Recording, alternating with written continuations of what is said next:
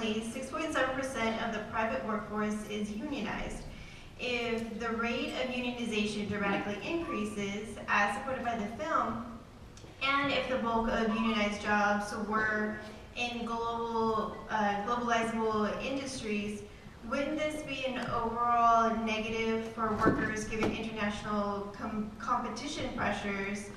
And can you, Mr. Reich, discuss why you feel the benefits of unions outweigh the negatives? Yes. Actually, we ought to be very, very clear about what has happened. In 1955, about 35% of the private sector workforce was unionized. Right now, fewer than 7% of the private sector workforce is unionized. And the question I think that is being asked is, if we increase the unionization sector, wouldn't we become less competitive internationally? And there are two answers to that. Number one, a lot of our workers now are in retail, restaurant, hotel, hospital, surface transportation, child care, elder care, all of these personal services that are not being traded internationally. You've got to be here in order to do it. And secondly, they're not really susceptible to technological displacement because you've got to do it personally. You have to be a child care worker. So these jobs, you know, the jobs that are the jobs that you find in fast food restaurants and Walmart, these could be unionized without damaging international trade, without having any negative impact on employment. The studies that have been done so far, looking at what would happen if you unionize these jobs, or, which is much the same thing, what would happen if you raise the minimum wage, show that in most of these jobs, you would not reduce jobs, you would not reduce the number of jobs, you would and the increases would not be passed on to consumers because most of these employers have got to be very competitive. It would come out of profits, which means come out of CEO and high executive wages and shareholder returns. So we ought to probably do it.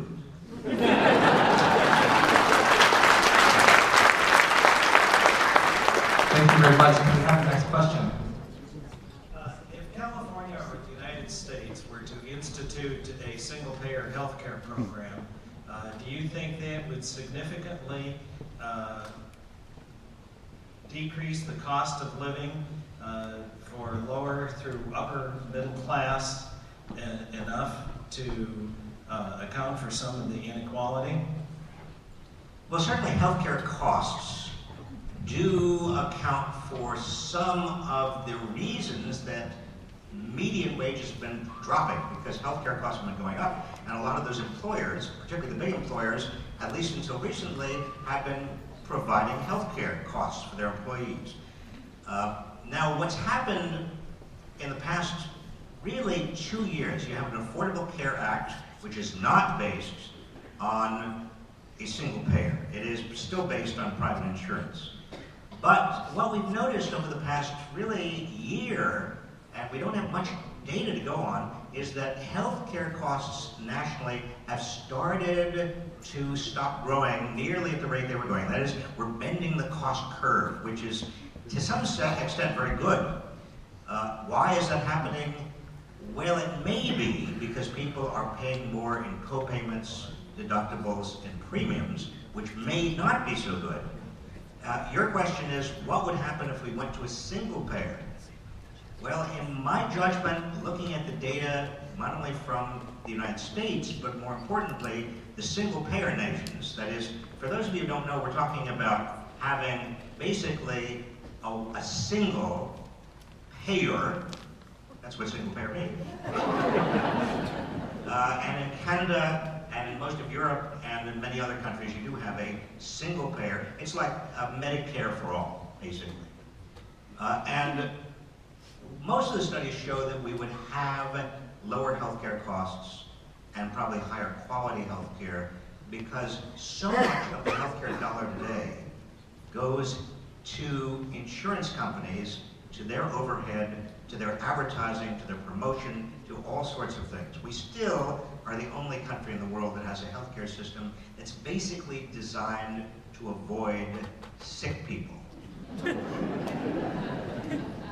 So, in my judgment, based on the literature, we should move to a single-payer system.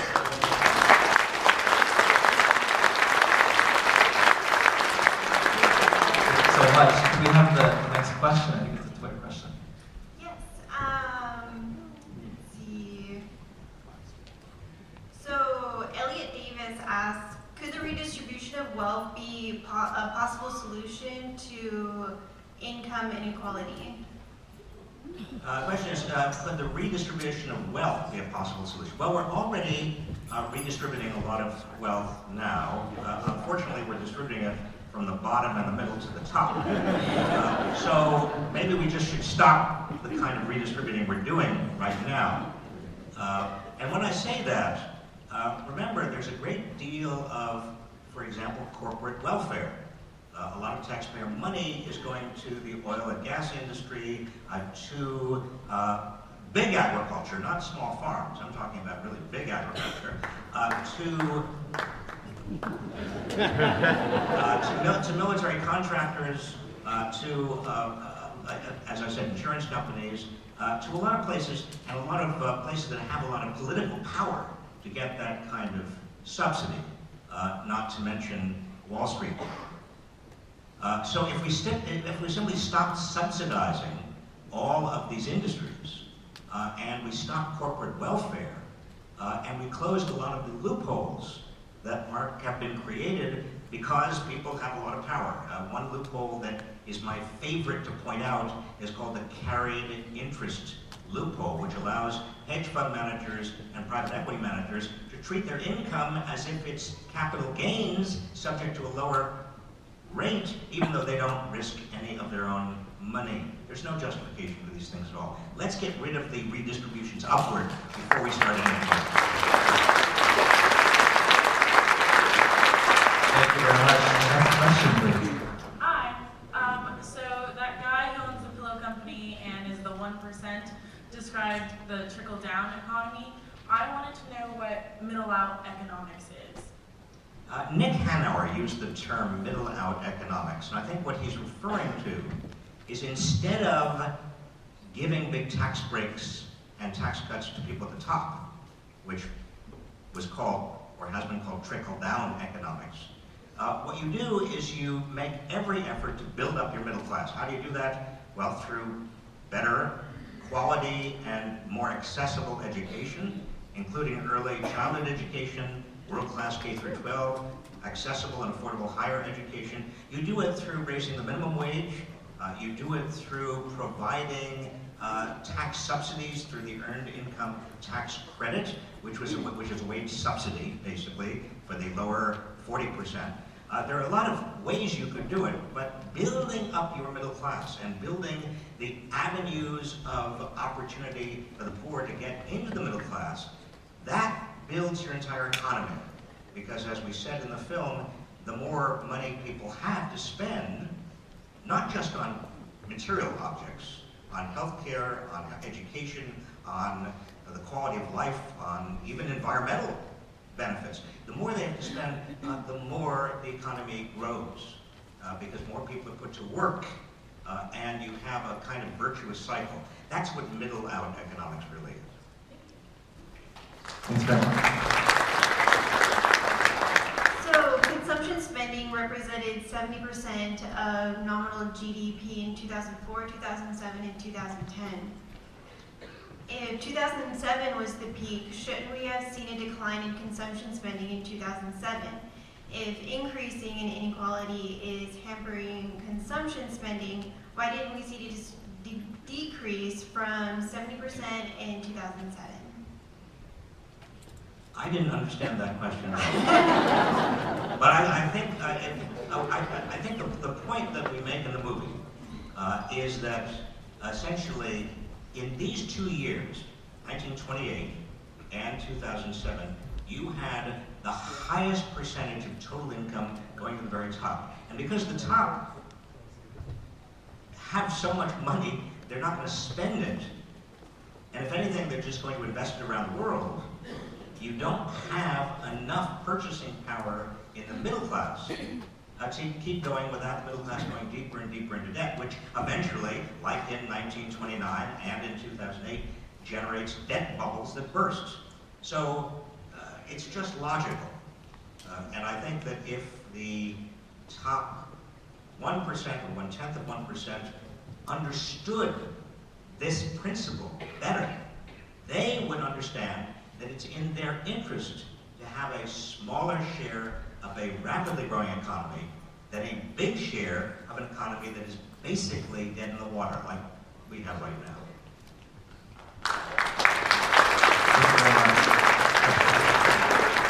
Good evening. So in your film, well, not really your film, but the film you were starring in, you briefly mentioned women in the pay force. Now, recently, the bill that would have given women equal pay, that was shut down by the Republicans. How do you think that would have affected us economically? Do you think it would have balanced us out at all? Yes, I think that giving women equal pay for equal work is not just economically sound. Because again, you've got a lot of women in the workforce, if they have more money in their pockets, particularly because many of them are single mothers, they are the major breadwinners in their families, they need more money. If you had equal pay for equal work, just like raising the minimum wage, most minimum wage workers are also women, you help the economy because there's a multiplier effect. With every dollar they get, they turn around and spend, they are creating many more jobs. So it's not just a matter of economic growth, it's also a matter of social justice. Thank you very much. Okay. Tanya Boza asks, to what extent does prosperity in the U.S. depend on labor exploitation abroad and environmental degradation everywhere? I don't think it has to. But let's put to aside to the question to what extent it depends right now. I mean, the words exploitation can mean a lot of different things to different people.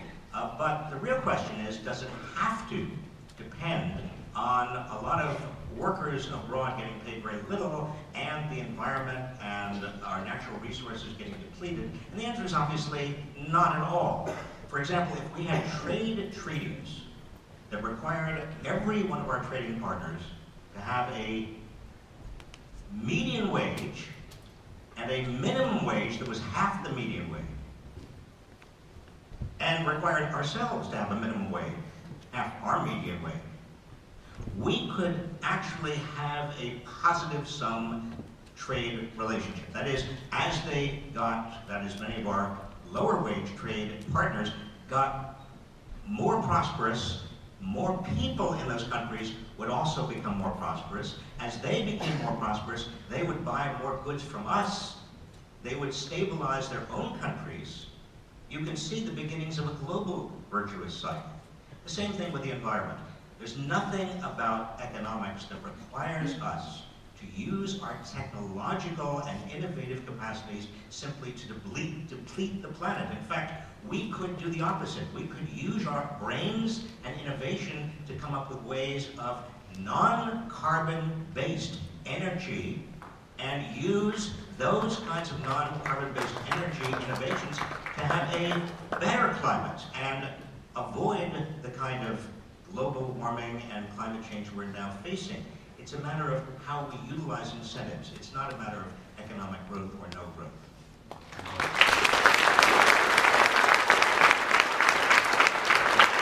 Thank you. Next question, please. Hi, this might slightly relate to the last question, but given that so many of our current jobs are overseas, so I'm thinking about, like, I call tech support on my phone and it's somebody in India.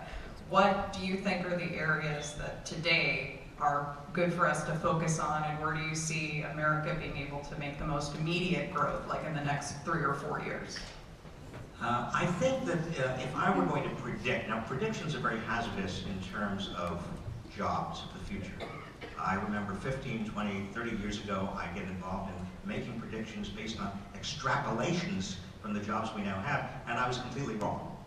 Because we don't know where technology is going to be leading us. But I would say that almost certainly we are going to need more people who, number one, are technicians, who are good at installing and upgrading and monitoring and improving and repairing all of the high-tech machinery that is in offices, in hospitals, in our own automobiles. And those technician jobs, although we don't know exactly what skills will be required, will be in demand. And people have got to have a basic understanding of a domain of technical knowledge. And that's why I often think it's too bad that unlike Germany, which has a great technical and vocational system already there, we in this country do not spend enough money on community colleges and technical and vocational education. And we assume that the only avenue in the middle class has got to be a 4-year degree. That is unnecessarily cruel to some kids who just are not appropriately suited for a 4-year. They don't need it, they don't want it. We should not have just one avenue into the middle class.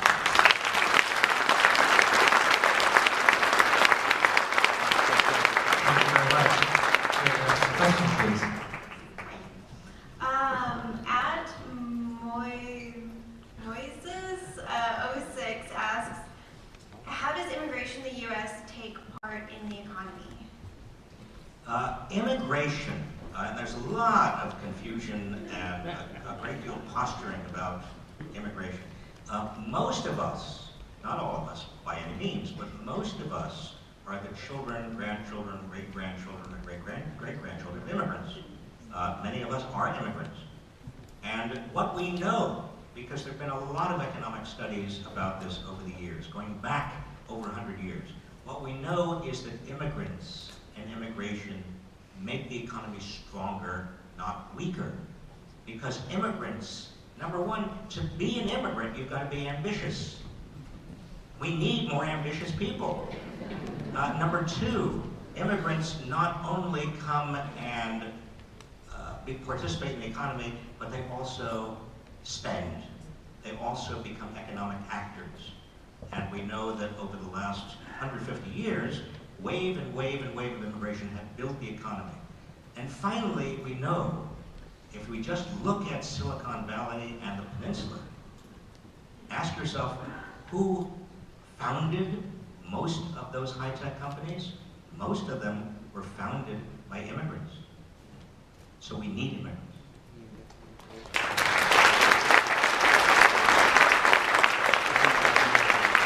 Thanks very much. Next question. Next question. At LinkedRed87 asks, with state prisons and inmate populations rising, do you feel providing education to inmates would benefit the state? Undoubtedly, if the question is about educating inmates in our prison system, obviously we've got to do more than simply provide them with education. We've got to start even before they became inmates. The United States is now imprisoning. The United States is imprisoning a higher proportion of its population than any other major country in the world, including Russia and including China. And the problem here is very basic. Many of the people are nonviolent offenders. Many of these people did not have much option except perhaps dealing with drugs or other areas of the economy that generate criminal behavior.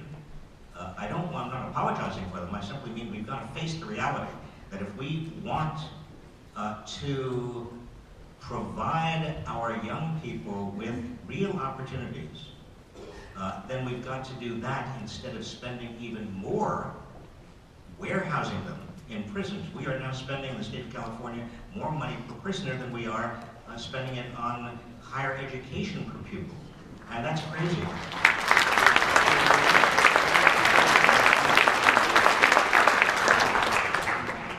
question, please. Hello, thank you for coming, and wow, I sound weird. Okay, so I've actually got two questions. Obviously I have way more, but I don't have the time to ask those. So, okay, so my main question is, the way I see it, the sort of great failing of the Occupy Wall Street movement is that it tried to sort of step away from traditional politics, and specifically from the parties and the party system. And the current sort of systemic way we manage our economy now is something that was designed by the parties, right? There were politicians who passed these laws, and any sort of actual meaningful national change has to come from politicians, right? They have to vote for it. And so really one of my main question is, how do we get people who want to claim independence, who want to be above partisanship or try and step away from it and try to reach out to both sides, how do we get them to work within the parties to effect reform and get rid of corruption within both parties? When everyone doesn't want to be affiliated with one of those corrupt parties, how do you get them involved in them?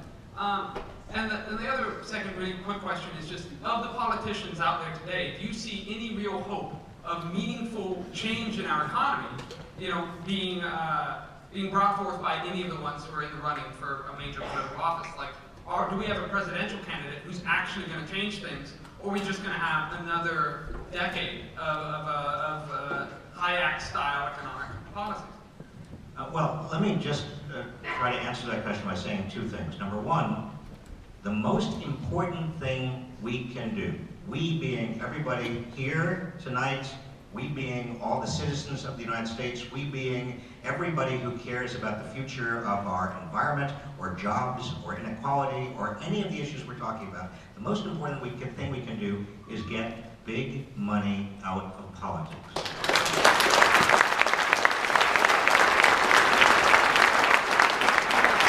Now, how do we do that?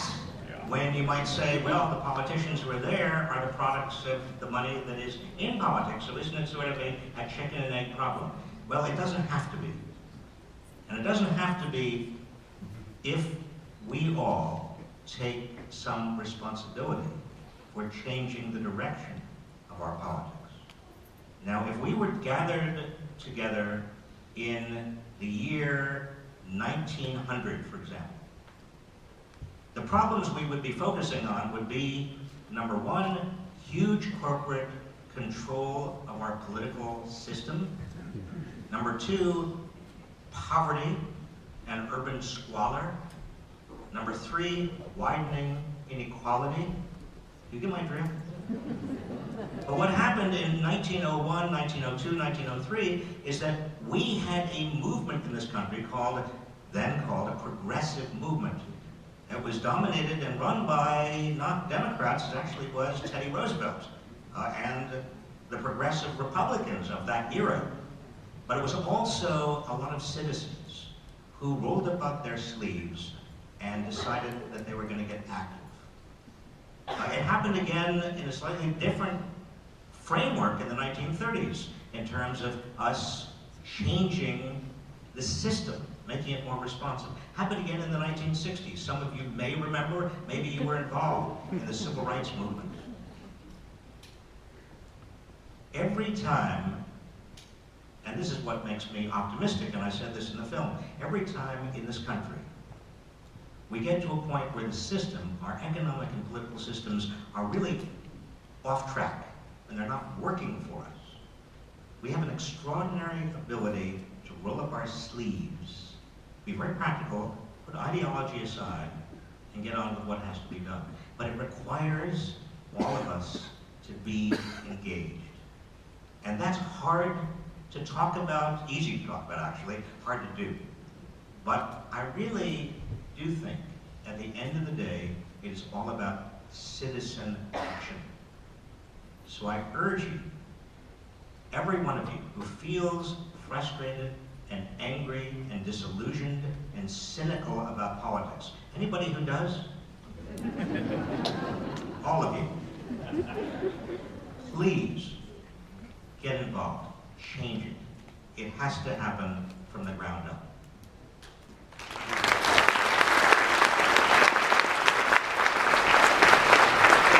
Thank you very much. Next question, please. Ann Stram asks, are